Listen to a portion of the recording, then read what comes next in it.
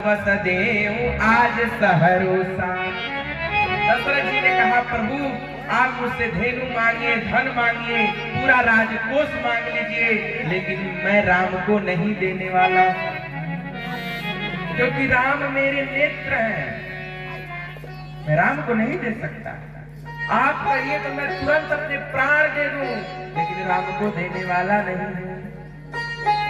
वशिष्ठ जी ने सिखाया, कहा विश्वामित्र जी, दशरथ जी को बड़ा समझाया, कहा सुनिए विश्वामित्र जी जग के कल्याण के लिए आपके बेटे को मांग रहे हैं। विश्वामित्र जी ने क्या कहा, अनुज समेत देहु रघुनाथ। पहले लक्ष्मण जी को मांगा, अनुज समेत पहले लक्ष्मण जी को, तब रघुनाथ था।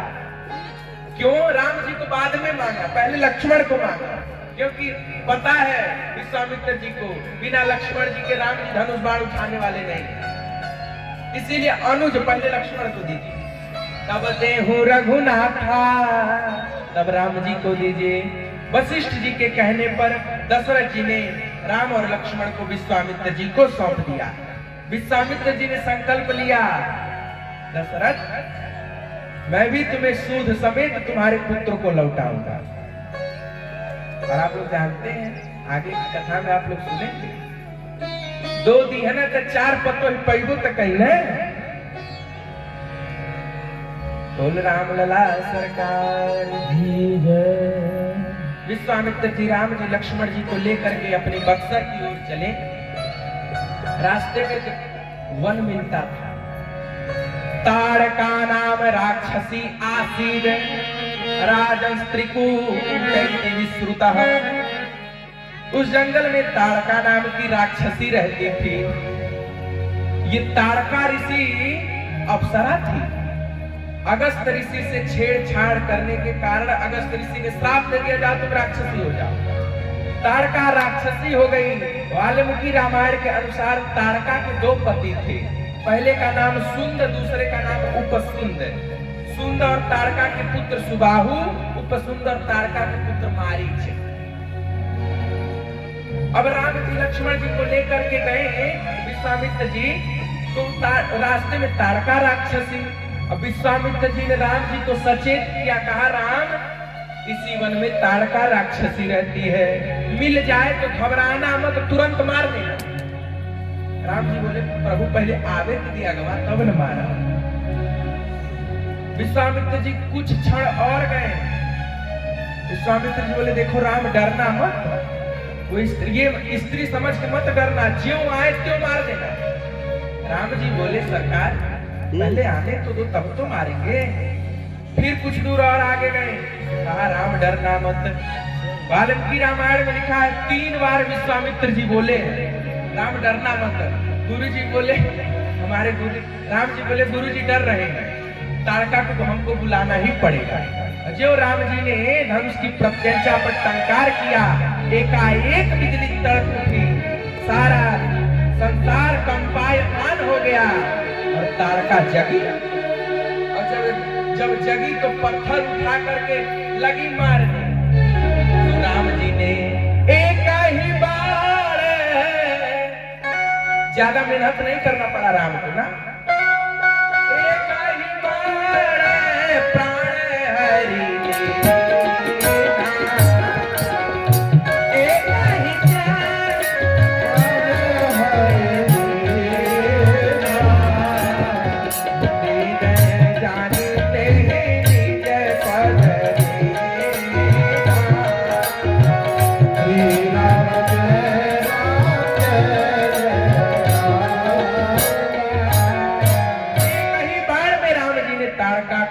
अपने धाम को पठा दिया। राम जी कितने दयालु हैं, हम आपको मारने आए तो आप हमारी आप सेवा करेंगी नहीं, लेकिन राम जी इतने दयालु हैं कि जो ताड़का भगवान को मारने आई, उसी ताड़का को भगवान ने निज पद दिया, अपना धाम दे दिया। बोलबा के बिहारी लाल की जय। उसके बाद से विश्वामित्र जी राम जी ने विद्या निधि को विद्या दी। राम जी को कुछ विद्या प्रदान की विश्वामित्र जी ने। आगे गए, विश्वामित्र जी का आश्रम आया। रात्रि भर विश्राम भया और सुबह राम जी जगे।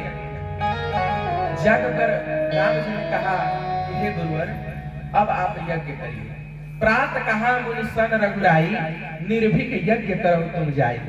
अहो मैं करने लागे मुनि झारी, आप रहे मख की रखवारी।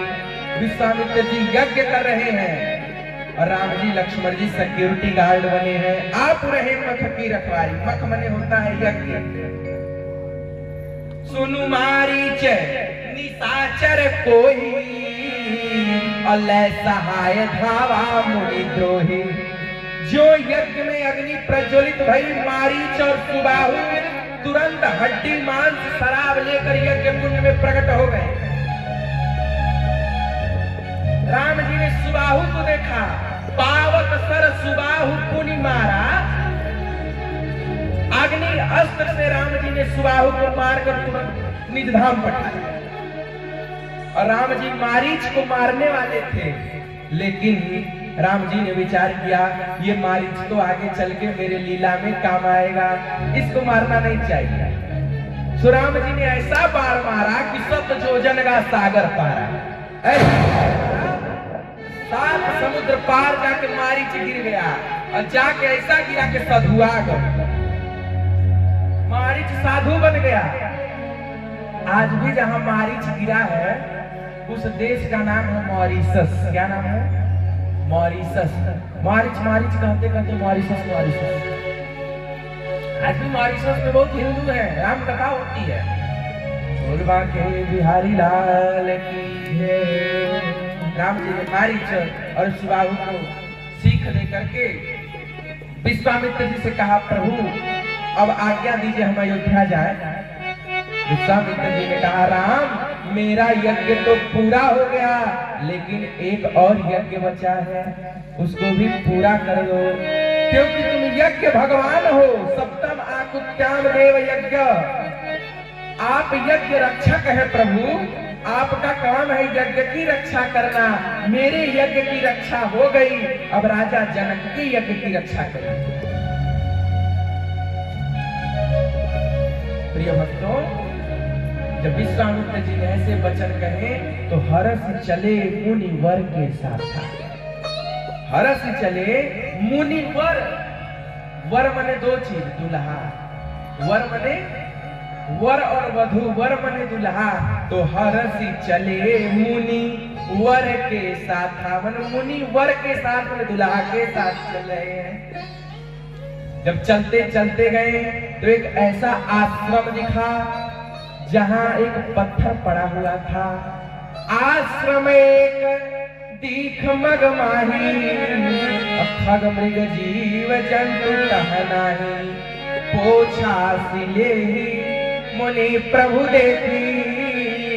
एक ऐसा आश्रम जिसमें कोई जीव जंतु नहीं, उसी में एक पत्थर था बड़ा सा। राम जी ने कहा, गुरुवर ये बीच में पत्थर कैसा है? ये पत्थर कैसा है मुझे बताइए। विश्वामित्र जी ने कहा, राम आसपास और भी चीज है, तुम उनको नहीं पूछ रहे हो, उस पत्थर के ही बारे में क्यों पूछा? आसपास और भी चीजें हैं, उनको तुमने नहीं पूछा, इस पत्थर की ओर उंगली करके तुमने क्यों पूछा? राम जी ने कहा, प्रभु जिसको कोई नहीं पूछता उसको मैं पूछता हूँ। इस अहिल्या को कोई नहीं पूछता, इसीलिए मैं इसे पूछ रहा हूं। पूछा शिला मुनि प्रभु देखी। गौतम नारी श्राप बस, उपल देह धरि धीर। चरण कमल रज चाहती, कृपा करो रघुवीर। राम ये गौतम की नारी अहिल्या है। श्राप के कारण जिसने पत्थर का शरीर पाया है, राम अपने चरणों का रज प्रदान करके इसको तार दो। राम जी ने कहा, प्रभु ये एक नारी है और मैं रघुवंशी हूँ, मैं स्त्री के ऊपर अपना चरण रखूंगा तो दोष लगेगा, लेकिन समर्थ को नहीं दोष गोसाई, सामर्थ्यवान को दोष नहीं है। विश्वामित्र जी के कहने पर राम जी ने जो चरणों की धूली उस पत्थर पर लगाया, तो महाराज परसत पद पावन शोकन सावन प्रगट भई तब कुंज गए।